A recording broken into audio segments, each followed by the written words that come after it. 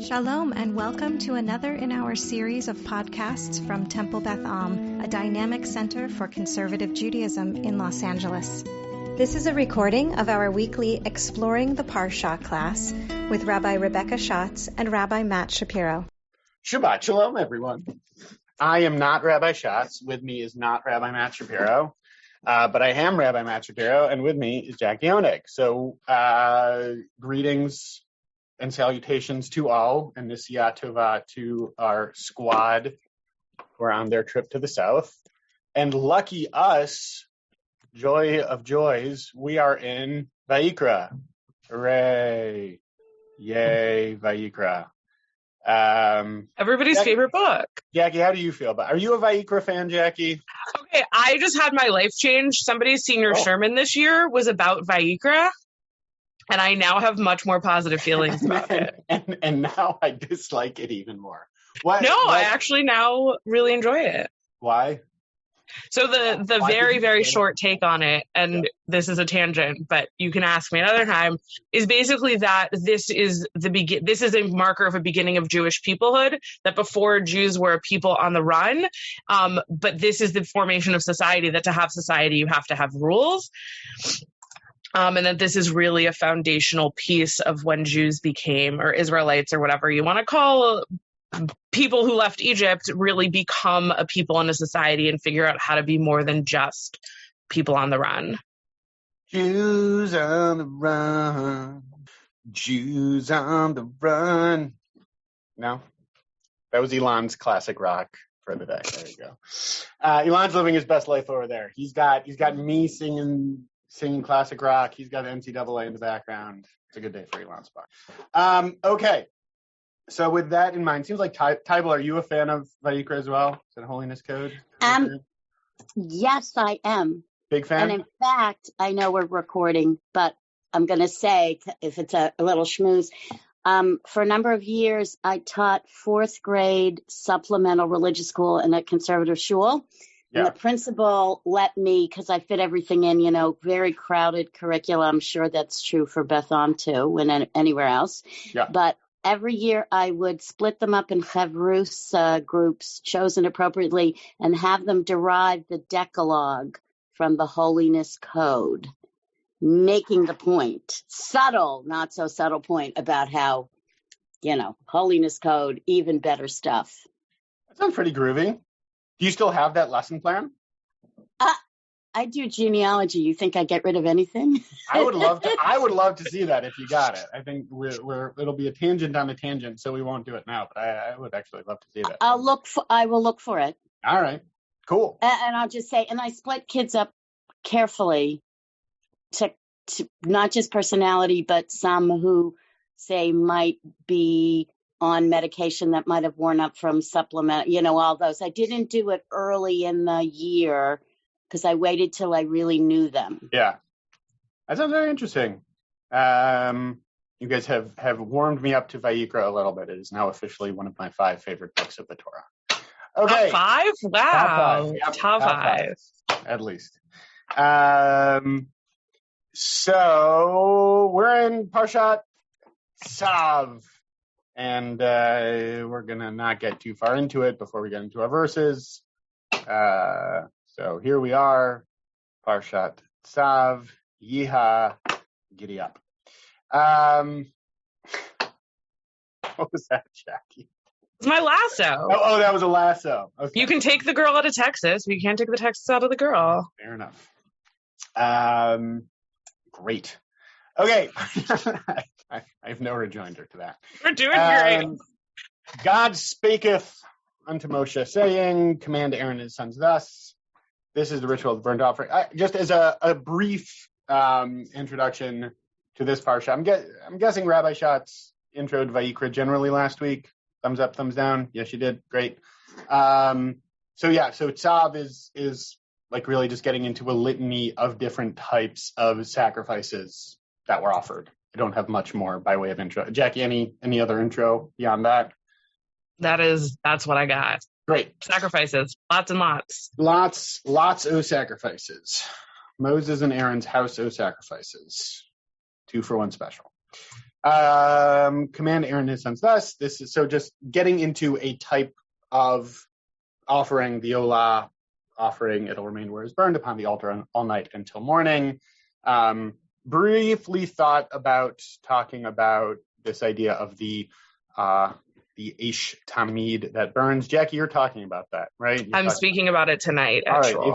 If you want more, see also, if you want more on the Eish Tamid, come to Temple Beth Am tonight or stream it live to hear Jacki Honig talk about the eternal flame.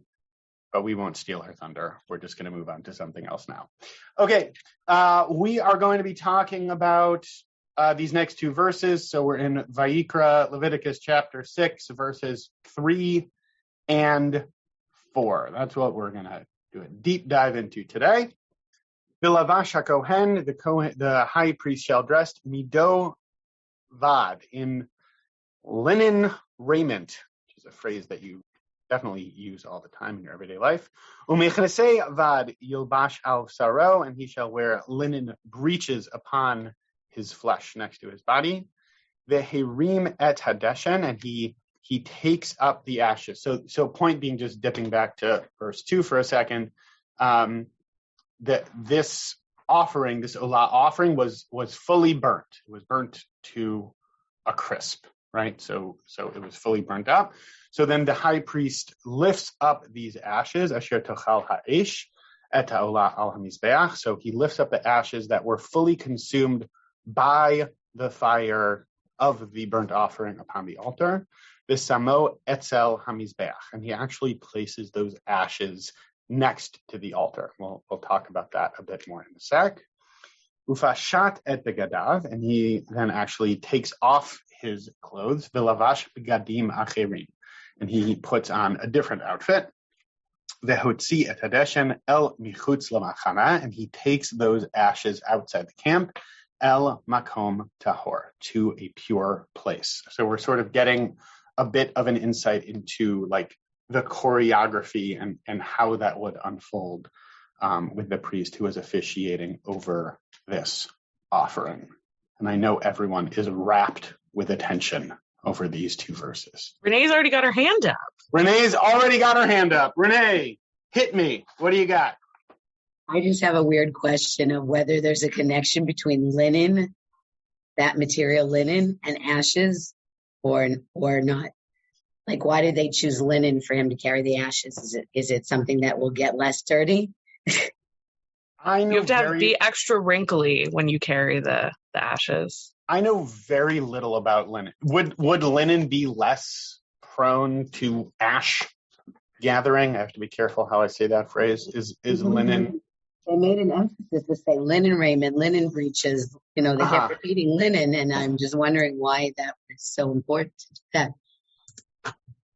Yeah, great. I mean, I don't know that I found anything on that. I think it also refers back. We've heard about this outfit before. I'm going to bring a longer Chassidut piece because Rabbi Schatz isn't here, so she can't tell me not to. Tell us how you really feel. We know how much Rabbi Schatz loves Chassidut. So yeah, I'll reference back to another place where that shows up, but it's a good question. Is there something about that specifically that makes it sort of fitting for this type of offering? I don't know. Karen. Hi. When it says here, and has to take the ashes outside to a pure place, I was thinking about the place that you have to bury everything with God. Mm-hmm. Geniza. Yeah, right. What do you think? Is this like it? I love that connection. So do I. Mm-hmm. Yeah. And I also wanted to know, take it off the altar, put it next to the altar, go change your clothes, and then take it away. Why all that business? Great. So I have a take on that. I'm gonna hold on to that question for now because the piece that I found sort of offers kind of a psycho-spiritual refraction of that, the different pieces of that. So I'm gonna hold on to that question for now. But yeah, I think there is definitely something that we can read into that metaphorical process in addition to the literal process, right? Is this something that the priest did? Sure, probably, maybe. I don't know. I wasn't there, but as good a chance as any. But also a chance that there's like something that we can read into that metaphorical process as well, that I was having a good time rocking out with. Ilan. So I have one statement and one question. The statement is when I read these lines, it occurred to me that there's some practicality here, which is that linen tends to be lighter and breathe. So when one is near fire, it would be cooling to be in linen as opposed to something else. And now that you do the fire, you know it's no longer hot. You're going outside. You put on a different set of clothing. The question is the implication, and this comes in line 2, when it says, and carry the ashes outside the camp to a pure place. Is the implication of that statement that the that inside the ohel itself is not pure, which seems to me odd, because I would assume that it would be pure. But if you're saying that you must carry it out to a pure place, what does that imply? It's a great question. I looked at a couple of different pieces on this. I didn't. The phrase makom tahor actually didn't catch my eye until I read it out loud here. Jackie, do you have anything on that? I totally focused on everything I had came up about the clothes. Yeah. But I wonder if it's like, I think so this semester we're studying biblical syntax, which is something that unless you really like Hebrew grammar, but it's interesting because it like makes me think a lot more about like the way that words are ordered and sentences are ordered. But I see the way that you read that is the makom that isn't tahor. Is that the holy of like? Is that the holy of like? It's not the holy of holies. It's the ohel moed. We're at that part of the story. Or is it everything in between? Like, that's what's interesting, is that you could read it that way, or it could be like, you can't just dump this in the bushes. You have to go find an actual spot to do it. And it doesn't necessarily, Paula, I might agree with you, but I don't know. I'm not confident enough, but I think you could read it either way. Yeah, I read it kind of similar to how I think Karen was asking the question, that it sounds like there's like an ash geniza, right? That there's like a holy place outside the camp that you're then like supposed to bring these ashes to. It's interesting because I read the Parasha last week, but I didn't I didn't read it in conjunction. And I wonder, like, are there directions somewhere of like what this holy place is? Yeah. And it also isn't a definite. That's the other thing, is it isn't a definite to the pure place. It's to a pure place. And like what? Yeah. Now I'm adding questions to the question of what makes a place pure. How does one make a place pure? Great. We can maybe leave those be for now, but I think it's definitely an interesting phrase and an interesting construct. Rebecca, finally, Rebecca is speaking. I just wanted to comment on the linen. Yeah. That so the word here to me is just the word for fabric, right? And I'm wondering if the point is that it should be fabric rather than something that is made from an animal, like leather, or because leather was used both for garments and for tools and for carrying water and so on. So it might be the point is to leave out any animal products. Interesting. You're saying like in contrast to everything else that's happening in there? Right. Interesting. Huh? I hadn't thought of that. Very interesting. We're going out of our way to specify fabric because it's differentiating between that and what else might be happening as a part of the sacrificial service, you're saying. Interesting. Well, what I mean is not to bring in other animal products besides what you're sacrificing. Uh-huh. Oh, to sort of like maintain that distinction. Yeah. I've never thought of that. It's very interesting. This is already more than I've ever thought about the fact that the priests wore linen. I'm sure Jackie has thought long and hard and deeply about this, but making a very interesting face at me. Tybal, you want to talk more about linen, or do you have something else? Actually, thank you for the nice segue, because I wasn't on linen per se. I mean, I was thinking about it. I'll tell you what direction I went, which is maybe because of what you said originally about Vayikra, the psychological priming, but I was thinking about what did in Rabbinic Judaism, what gets refrained from biblical? Mm-hmm. And where I went was, on the vestment part, that these are special clothing for ritual purposes. And I went, we have kittles that everyone, yes, some people marry, some people don't. But in theory, you're supposed to wear it on Yom Kippur. You're supposed to wear it if you're leading a Seder, which in a more egalitarian Jewish community, almost everyone has a chance to lead. You know, you don't have to be the paterfamilias to get to lead. And then at death, so I was thinking about and I don't know when kittles started, but they have to be rabbinic, right? Oh, Rabbi? Yes, I believe so. I don't know when rabbinic, but I just thought there's a sense of putting on, they use the word vestments and raiment, however one pronounces that.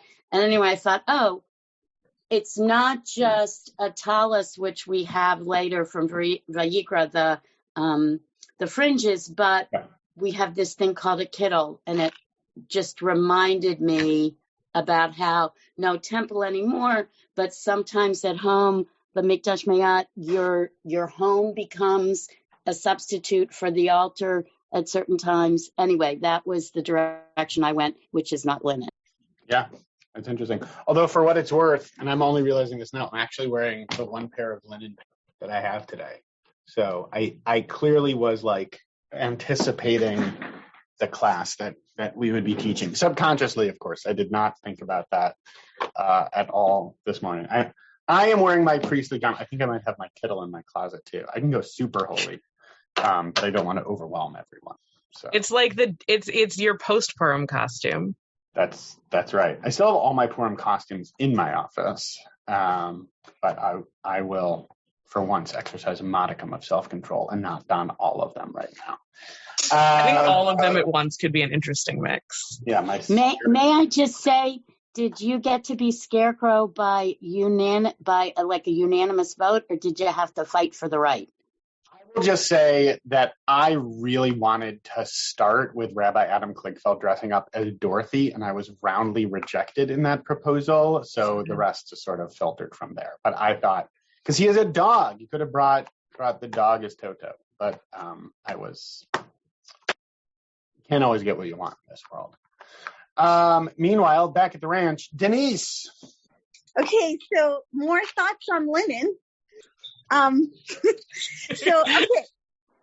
thinking about the Cain and Havel story, and one of them brings linen for a sacrifice, flax, but it's linen, and the other one brings animals. And so it just makes me think about now, like, they're sacrificing animals and there's all this mention of linen, and maybe there's like part of the spirituality of the whole thing is those energies coming together and being a team. Wow. Clearly I should have written my drash after we taught this class. I'm like scrambling to look up. Denise, where do you see that? I'm like scrambling to look it up. In Breshit, when it talks about, that's why Cain kills Hevel, because God likes one sacrifice and not the other. Yeah. That part I remember. One of them brought sheep and one of them brought flax. I don't remember who brought what, but one of them brought one and one brought the other, and then they killed each other. But yeah, I don't see flax specifically. It's there. It might be in the midrash, but it's totally there. It might be a midrash, which also might be like rabbinic retroactive kind of reading of this, right? That there's some fusion there. Denise, you can teach the class in Cain and Havel next year. I don't know. I just remember always learning that one was a flax farmer and one was a shepherd. Yeah, that's interesting. It's interesting. I also feel like last time I taught this class, I also had a whole ramble about the rabbis and what they do. But I also feel like if that is midrash, it is very rabbinic to be like, yes, the character we love is a peaceful man who grows linen, and the man we don't like is an animal farmer that sacrifices animals. Yeah. Tybal threw the verse in the chat. I don't see linen specifically mentioned, but no, but it's mentioned. I don't know. Now I'm on the exercise bike, so I can't look it up. But I just have this. I like that we're expanding the things that people do mid-class. We've got exercise bike. We've got Renee cooking as usual. We've got Elon watching the NCAA tournament. I'm glad that this class is a time for people to multitask. Renee is cooking and threatening people with spatulas. Correct. Triple duty. Okay. Great questions. Lots about linen. I have fully exhausted my knowledge of biblical linen, though, of course, yes, biblical linen would be a great name for a rock band. Jackie, do you have anything else on linen? I don't, but the other thing that I think is very interesting is the way that the garments are described. Of what are these garments? Because it's very interesting. I don't think I brought it in the, and I don't remember if I read it in what you had sent me or what I had read, and I don't think I brought it, but it's very interesting. And if I scoop you, I'm about to scoop you, I'm sorry, but it's interesting because mido, so it's mido bad and michnaseh bad, and mido is an outer garment, and michnaseh is, if you look it up in the biblical dictionaries like the nerd that I am, it will tell you that it's a priestly undergarment of linen, and that it is linen underwear, which also doesn't sound particularly comfy, though better than leather if that's the comparison that's available. But it's interesting to me. Biblical undergarments. I don't. So I do know a fair amount about historical. I'm not going to Google biblical clothing. On my work. No. But I know enough about historical clothing for reasons. Oh, we all bring different things to the rabbinate. That like underwear as we think of them today weren't really a thing until relatively recently. So it was not as uncomfortable as it might have been. But anyways, I think it's interesting that what was striking to me is that in so many places we get these like long descriptions of the garments that the Kohanim wear, and it's this piece and it's that piece and it's an outer, it's a shirt and a jacket and a pants and a this and a tunic and all of these things. And here they don't just say the garments, they specifically tell us two of them. It depends on how you define that, Elon. Just not that I'm going to comment on it, just so everyone who's listening to the podcast knows. Most importantly, so that they don't think it was something that I brought up out of nowhere. Elon wrote in the chat, did our forefathers go commando? To which I will only say no comment. Wow. Okay. All right. Look, Rabbi Schatz isn't here, and everything just go. Tybal, you are like rocking and rolling today. Jackie, do you want to read what Tybal wrote? I'm only laughing mostly because I'm also referencing Harry Potter tonight in my drash. So clearly we are all on the same page tonight. Not that part of Harry Potter, but very good. We're going to leave that on the deleted scenes of the podcast. There are some things you only get by being live with us on Zoom. Okay. Jackie, do you want to start or do you want me to? I want you to start. You want me to start? Great. Yeah. Okay, cool. So I'm gonna say a thing and then I'm gonna go into the text that I prepped a bit, which was also just that I think because we just finished Purim and however many shopping days left until Pesach, which means of course that soon in grocery stores they will have, Hanukkah candles and whatever they put out that is not Pesach related available for your purchase. But the matzah will be for the right holiday finally. Oh, they already do, says Nancy. What did they have? What did you see in the everything? Everything is out. Great. I saw Hamantashen and matzah together at Costco a week or two ago. It's the Marina Del Rey Costco has it's on the same thing, and it's shmura matzah and Hamantashen right next to each other. And Hanukkah candles? No, it's Costco. Hanukkah season isn't until August. I did notice, I'm sure someone has written about this somewhere, but I do think it's interesting that there is like a Purim-y piece and a Pesach-y piece. If you look at those verses, that there's like a change of clothing, which feels Purim-y to me, and then taking out the ashes, that feels a little b'dikat chametzi to me, right? That there's something that this parsha, like coming on the heels of Purim, tilting into Pesach. I don't know. That felt a little like transitioning between holidays as well to me. It's also interesting that you say that, because I read something, I don't remember where. Memory is hard.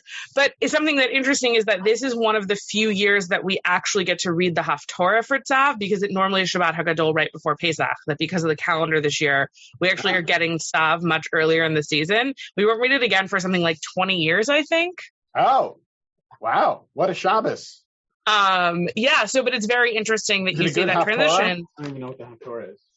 I can see where I think I know where I read that today, but it's interesting that like you see that transition, and that's also something like a meta comment of like what's so interesting about Torah is that like that comment wouldn't come up in most years, because in so many years we'd be so close to Pesach, we would definitely not be thinking about Purim anymore. Yeah, this week's Haftorah is among the rarest ever read. Tzav usually falls on Shabbos Par, Shabbos Hagadol.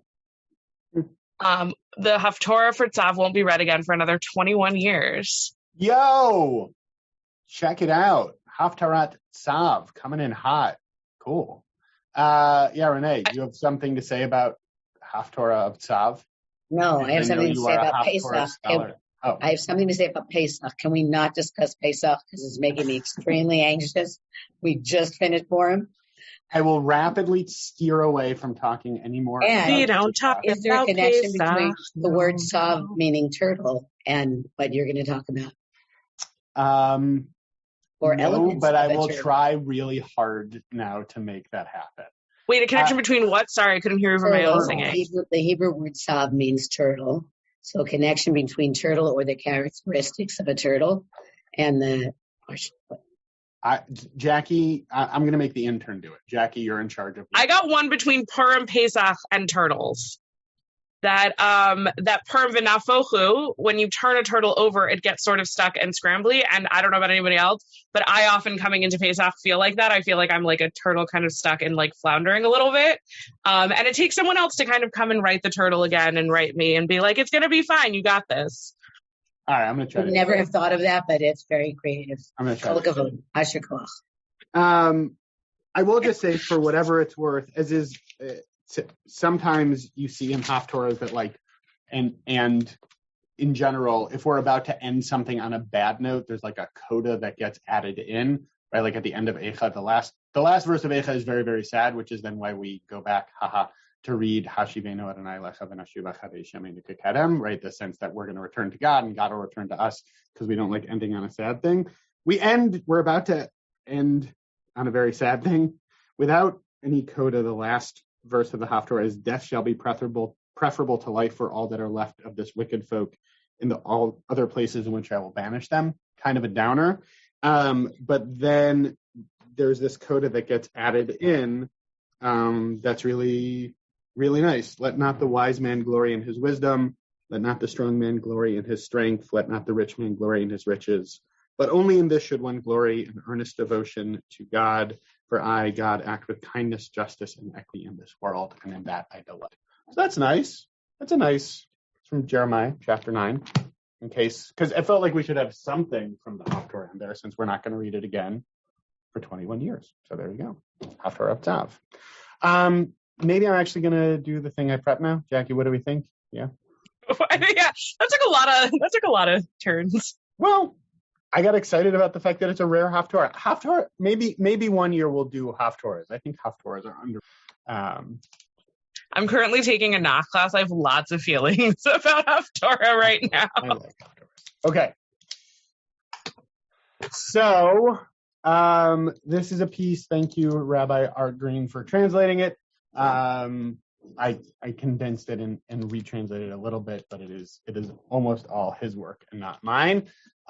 This is a teaching of the Noam Elimelech, Rabbi Elimelech of Lizensk. And what he does, I referenced this earlier, is he sort of goes through like phrase by phrase to kind of break down these verses in terms of talking about them as like a process for like internal spiritual work. He goes like phrase by phrase. This is one of my favorite kinds of Hasidic texts, like that you go and you sort of like reframe, the whole construct of what the verses are talking about. It is definitely very drashy rather than pshat-y. It's Vayikra. We're doing what we can. Okay. So he says, when you wear this linen garment, mido bad, of course that means you should work on your personal qualities. Midot, right, means your personal qualities. So if we have, right, midot, right, you should work on your midot through contemplative reflection. Hitbodedut, which is sort of like a Hasidic practice that you take some time to be by yourself and reflect and connect with God. So, of course, obviously, when it says that the priest should wear a linen garment, what that means is that you, as a person, right, since we're trying to emulate this ascension to holiness, you should take some time to reflect on your personal qualities through contemplative reflection. Linen pants upon his flesh. It's not going to tell us much about linen, but there it is.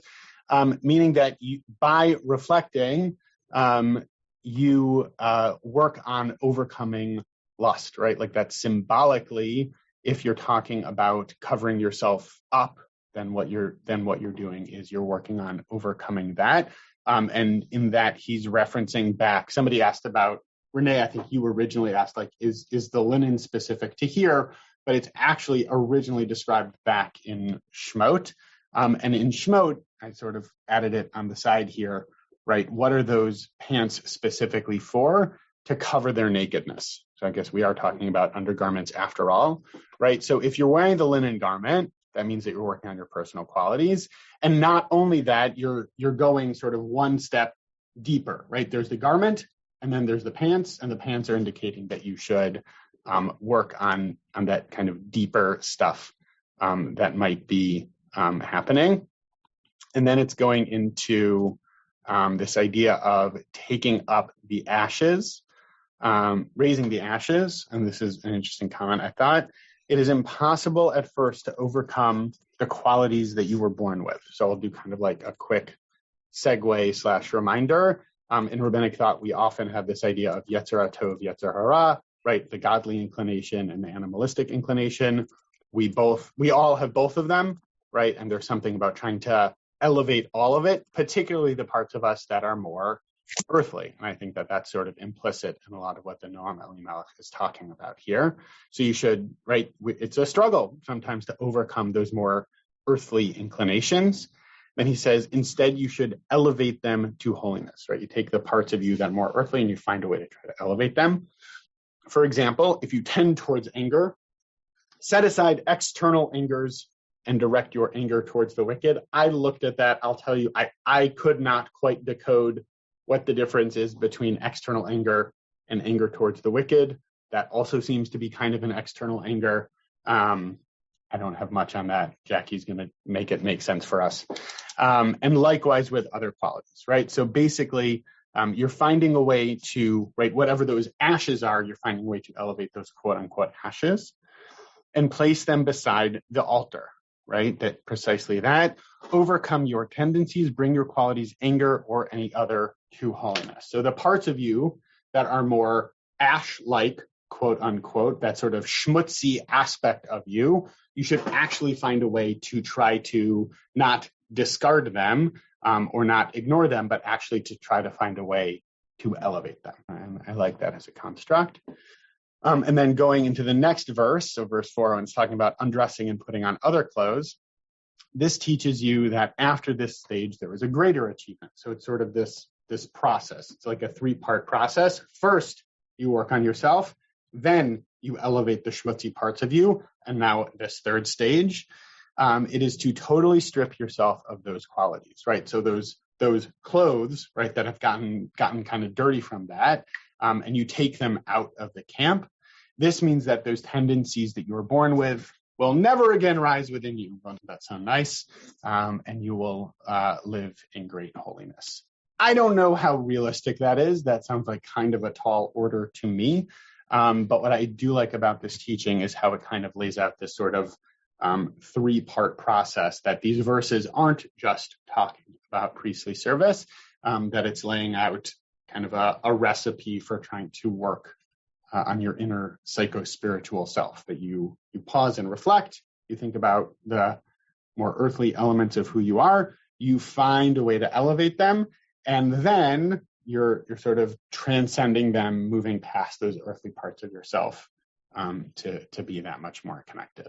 So I don't know what people think about it. I don't know if folks like it, but I thought it was just an interesting sort of rereading of these verses into something that's more sort of accessible and reflective rather than like what just the priest kind of does. So I thought that was interesting. Jackie, I don't know what you think. I don't know if other people have thoughts, but I thought it was kind of groovy. No, I like it. This is something that I also like really enjoy about like Classy Dude and different works, is ways that you look at it and you're like, okay, like this is kind of out there and clearly a thing we don't do anymore. And how do we take it and make it relevant to our lives? Yeah. I do think that contrast between like external anger and anger towards the wicked is like an interesting. Yeah, like I was having a tough. I thought about editing it out, but I think it's also sometimes okay to include things that you don't quite understand. And I will say, I don't understand it. I don't know if other people have thoughts on it as well, or not. I can just hop out and see people looking at me in confused ways. No, we're all looking. I don't know. I had an experience the other day. I was in a 1LA meeting and there was a presentation, and somehow I got, there was feedback at the end, and I provided feedback, and I was irritated and, on the verge of getting angry, but not quite angry, but I was really irritated. And I was kind of, then upon reflection, I was irritated at my irritation. Like, wow, I haven't been triggered in a long time. I haven't been impatient in a long time. I haven't sort of provided criticism like that in a long time. And it sort of took me aback. I startled myself, and I've been really thinking about why, really taming anger for me has been like a lifelong struggle. And I feel like I did, like I felt like I was doing better, so to speak, like I had it a little more under control. So I was surprised by it. But then one of the organizers called me, Robert, who called me, and he said, Paula, we value anger in leaders. It forces you, it creates action, it makes you responsive. You're not indifferent. It's a value. And it's, for me, it's always like, well, how do you channel it? Not just how do you express it, but what are you going to do with it, and how can you move it to the good? So this speaks to me. Well, I'm a little uncomfortable that we're being recorded, but despite that, I'm like outing myself with my response and my response. Thanks, Paula. I appreciate that. Don't worry, I'm still skeptical anybody ever listens to this podcast anyway, so I think you're probably fine.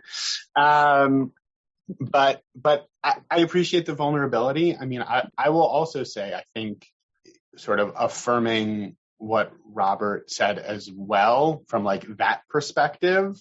Yeah, I think righteous indignation is important, and I'm with you as well. Like, okay, I have kind of this frustration floating around, right? I'm feeling angry about what's happening. What do I do with that? It's I think a very human thing. I can only speak for one human, which is me. I also get frustrated. I also get angry. And then there's the question of, okay, do I just sort of have that resentment and frustration hanging out and sort of free floating whatever, or do I kind of try to do the work to channel that in a constructive way? I also appreciate what you said, and I think you and I have spoken about this too, right? Like there's the initial anger or frustration, and then there's the frustration for being frustrated, and that's kind of when it cascades a little bit. I'm angry. I don't want to be angry. now I'm angry that I'm angry, right? And that's when things kind of get a little haywire, instead of doing the work of saying, okay, I'm feeling a little frustrated right now. What am I going to do with that? And I think that is where the work that the Noam Elimelech is talking about here can kind of start, right? Okay, how do I now try to elevate, or even if it's not elevating, maybe at least redirecting that in kind of a more constructive or potentially healing kind of way. I can definitely relate to that. And so can at least a few other people, or at least they have something to say about it, because there's some hands up. Yeah, Denise.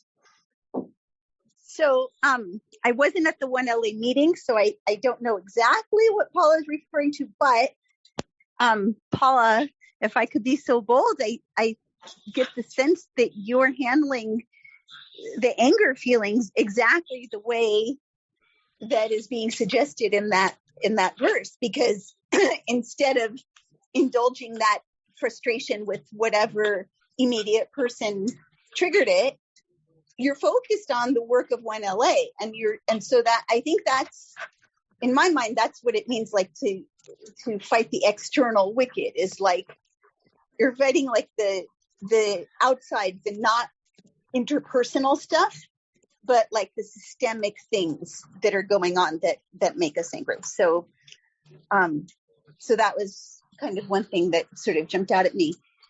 And then the other thing that I was thinking about is, so I've been doing these mindfulness classes online, and they tell us, so we start, of course, with silence, and then the theme was love and compassion and like quieting the inner critic. So we're supposed to think of a situation that's troubling us and notice how we feel, and then try to soften, even in our bodies. Like if you're clenching your jaw, try to soften your jaw and things like this. Anyway, okay, thank God the cameras are off. Every single time, as soon as she starts the meditation, I start crying. And I'm like, I don't even think I'm going to cry before she starts, but invariably that's what happens. And the things that I've thought about during those sessions where I'm having a hard time with this or that, I have not successfully softened in those situations at all. But all of a sudden I notice that I feel softer towards all kinds of other situations that have been, just a little bit prickly or whatever, or things that are old that I just got used to them being there, but all of a sudden I feel a little softer towards them. So even though working on the thing directly has had zero impact on that thing, it's had a lot of other little impacts all over the place. Yeah. So I don't know, but I feel like every time I raise my hand today, everything's so clear. And then I start to talk and I'm like, I can't connect these dots, but I feel them connected. No, I hear that. I hear the connection. I'll also offer, Denise, I don't know if this is helpful, but at least for me, inner work isn't like a light switch. It's not like, oh, you hear the teaching and it makes sense and then click, now I'm fixed, now I'm done. It takes work for me, and it sounds like for you potentially as well. I think the work of softening is definitely an ongoing process towards myself and towards others.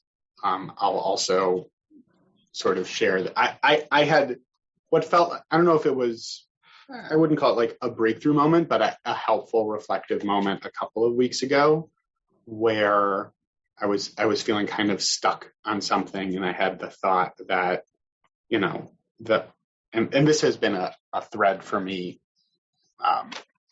for a long time.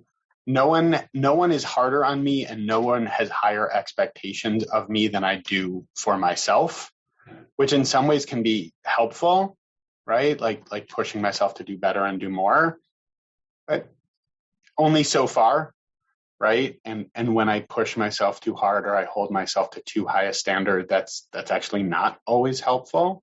And to try to work on softening that perspective towards myself, which, then by the way, also helps me bring that to other people as well.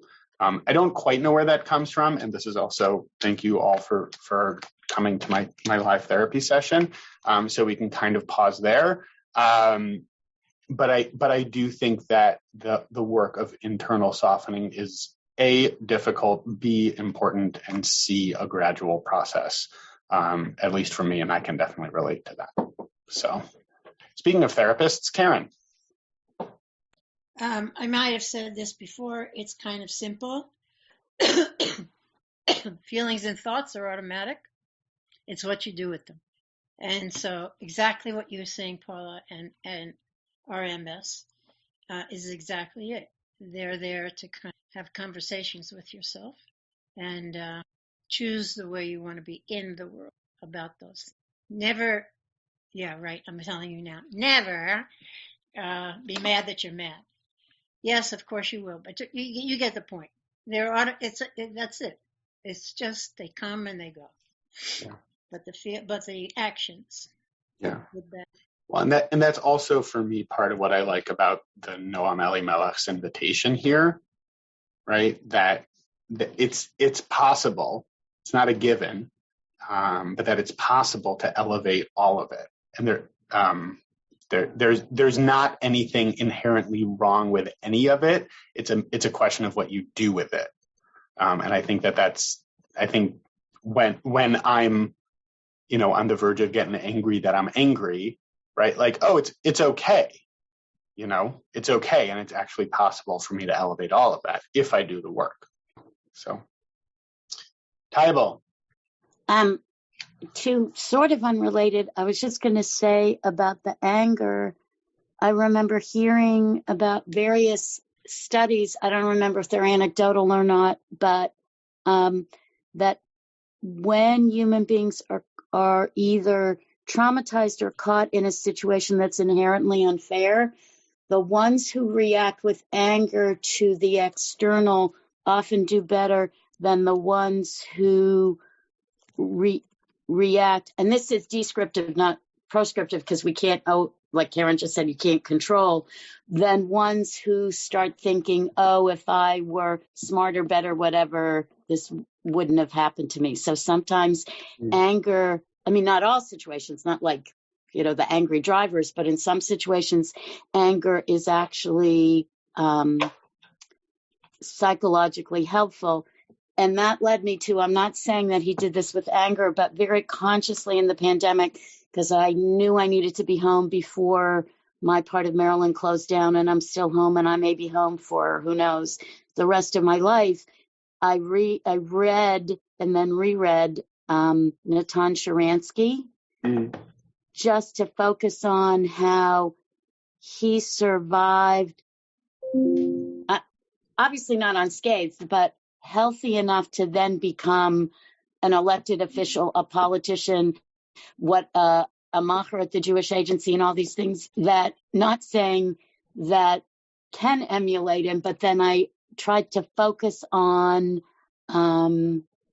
someone who managed to see just the keeping that in mind might help. The rabbinic, see the glass, redoing the rabbinic to American English, see the glass half full, not half empty. And even a book, I think he published right before the pandemic with Gil Troy, that the title's Never Alone. Anyway, that was kind of a slightly divergent ramble, but Natan Sharansky, good thing to think about. Yeah, right. I think the connecting thread I'm hearing through a few of these things is recognizing A, anger is natural and normal. B, we can elevate it, and C, maybe it's even constructive, right? Pointed in the right direction, which I think makes a lot of sense. Jackie chatted me to say she's the perfect segue into what's next. So I never want to step on a perfect segue. I'll just stop talking. So it's interesting, Paula, I relate to what you said about, I will say, like, I anger is not my problem. Like, I'm not an angry person. If you ever see me mad, I think Rabbi Shapiro has seen it once or twice. It turns to tears and we just like sobbing in a parking lot, on the curb in front of Temple Beth in an office, you know. People who know me know that.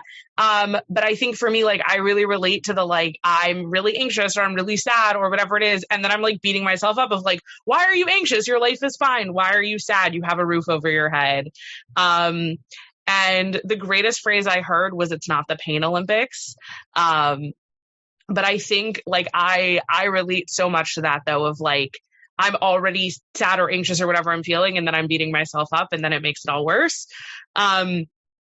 And so I read this text yesterday. I was digging on this. We were talking and we were like, what are we going to do? And I read this text, and this was, I had a fantastic teacher, Rabbi Eliana Yolkut, last year. And she told us often that the sermon or the teaching you give is what you need to hear. And after this week, this is what I need. And I hope that this is what we all could use. And I'm going to share my screen, like a little bit of a Luddite. This is a photo of a book. And this is so Rabbi S.R. Hirsch, who's a German Orthodox rabbi. I always love it when female rabbis quote Rabbi Shimshon Raphael Hirsch. He is unhappy somewhere, and that's okay. Well, it's funny because this is out of Nechama Leibovitz's commentary. This is the doubly unhappy. Yeah, it's perfect. So I actually brought it really for the second paragraph. Hold on, I'm trying to both see you all and see my text, which is apparently a challenge. He wrote, and he shall carry forth the ashes. The relics of the previous day's ritual must be removed before the new day's ritual can begin in a clean and renovated place. This explains the insistence of effecting the removal of the ashes, the residue of the previous day, in worn-out clothes. One must not regale oneself in pomp for that which brings to the past. It is superseded by the present mitzvah that each day bids us to observe. So here, I'm going to stop so I can see all of you. Here, he's really talking specifically about mitzvot and about what's incumbent on us. But I think this really spoke to me in changing the clothes and starting over. And I often, half joking, half serious, talk about like getting a good night's sleep, and it's the human version of turning it off and turning it on again, like you restart your computer. But this even, I think, is even simpler than that, is an opportunity of changing. You change your clothes and you change your attitude, or you use it as an opportunity to do that. And what does that present to you? And I really love that. And how do you, and it's, to me, it's so symbolic, paired with these ashes from the previous day, that it's the end of the day. It's the burnt pieces. It's the little bits that are left. And how do we take that, and how do we sweep it all up, put on, like, finish, close the day that happened, put on our new clothes, take out whatever happened, and start over and start a fresh day. And I think that can be seen as really hard and a challenge of like, oh, that's really big to be able to close the door on yesterday. But I think it's also permission, and it's permission to say to ourselves, yesterday sucked. I'm done with it. I don't have to dwell on it today, that I can just put on new clothes and take out the trash and be done. And so it is both a challenge and permission, I think, to be able to start your day fresh with whatever it is you need to leave behind. Was that the bow? That was it. That was the bow? Can I do the thing I hate and put a bow on the bow? Yes, you can put a bow on the bow. For some reason, I thought you were talking about bow, like the Hebrew word, and I was like, sure, I've never used it that way, but sure. But you're talking about like tying a ribbon on it. Yes, you can put a ribbon on you can tie a bow. Oh, you're so pretty. I have that same headband, like an actual headband that looks like that. I just want you to know. It's been a few weeks, so I had to make sure to do that. In terms of elevating, Karen's waiting for the bow. I better bow quickly. I found an acronymization of the word deshen, of the word for ashes, which is davar shelo nechshav, a thing that you're not thinking about, and trying to like elevate that and trying to bring that to mind, which I think, ties in at least some of what we've been talking about today. Yes, we're trying to move past what might have come before. And yes, we're trying to not get caught up in what we've been thinking about or stuck on. But part of it is also like the unconscious stuff. Part of it is also the things that are sort of like lingering kind of there in the background. And when we talk about elevating the ashes, we're actually working on getting in touch with everything that we're experiencing and trying to bring that to mind.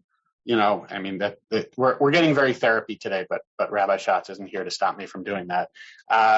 So, you know, it's also about kind of trying to elevate the stuff that we're not thinking about is the stuff you can't move past something unless you've brought it to sort of consciousness, right? And only then, when you're sort of more aware of it, can you find a way to work through it, whether spiritually or psychologically, and or both, and or what's the difference and all that. But that whole sense that getting more in touch fully with what our experience is, and then once we're aware of it, then we can find a way to say, okay, that's what I'm experiencing. I can be more mindful of it. I can now find a way to move past it, and that's part of what holiness and connection can be about and might even require. I don't know if that's a bow, but I'm going to leave it there for now. You have been listening to another in our series of podcasts from Temple Beth Am, a dynamic center for conservative Judaism in Los Angeles. If you enjoy these podcasts, we invite you to write a review on the Apple Podcast site or wherever you get your podcasts. For more information about Temple Beth Am Los Angeles, go to tbala.org.